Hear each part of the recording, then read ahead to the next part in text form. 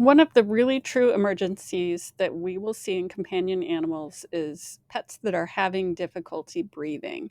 If your pet is struggling to breathe, you need to be able to recognize those signs so that you can get them help as soon as possible. Labored breathing is just one of the most distressing things that you can imagine. Not only is it life-threatening, it's really, really scary for your pet and for you. So today I'm going to review some of the signs of labored breathing so that you know what to look for and you can get your loved one help right away. The first thing I want to make sure that you're aware of is that cats do not normally pant or open mouth breathing. So if you see your cat breathing with their mouth open, then they need immediate help.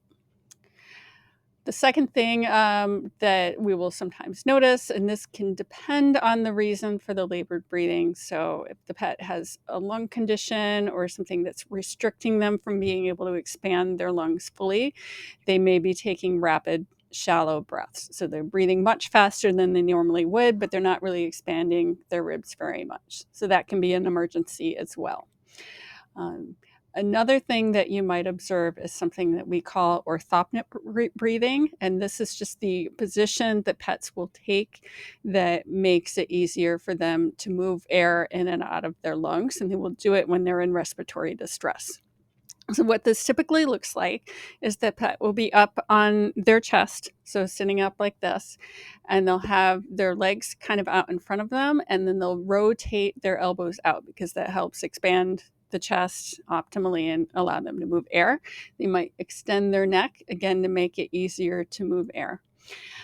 This is the equivalent if you've ever had a family member who's in congestive heart failure and they have to sleep upright in the recliner because they can't lie down flat to sleep. It's kind of the dog and cat equivalent of that.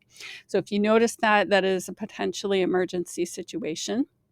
The other thing that I've seen a lot in companion animals that are struggling with congestive heart failure or, tumors in their lungs or anything that's making it difficult for them to get enough oxygen is that they will try to fall asleep. You kind of see them doze off, and they might even lie down, and then they'll just jerk awake, and then they'll start breathing really hard again. That is a really, really distressing situation. So, again, if you see that, you need to get your pet to the emergency room, or if you're at the palliative phase where you know this is the end of life, then hopefully you have some medications to alleviate that feeling of respiratory distress until you can get euthanasia help. Um, so those are the signs of difficulty breathing that we commonly see in dogs and cats. I really hope you're never in this situation with your loved one, but the truth is that some of us will be sometimes. So now that you know what to look for, hopefully you can take action right away. My name is Carolyn Naun. I am the owner and medical director of Arms of Aloha, where we believe every pet deserves peace, comfort, and dignity at the end of their life. If you found this helpful, I would appreciate it if you would share it with your family and friends.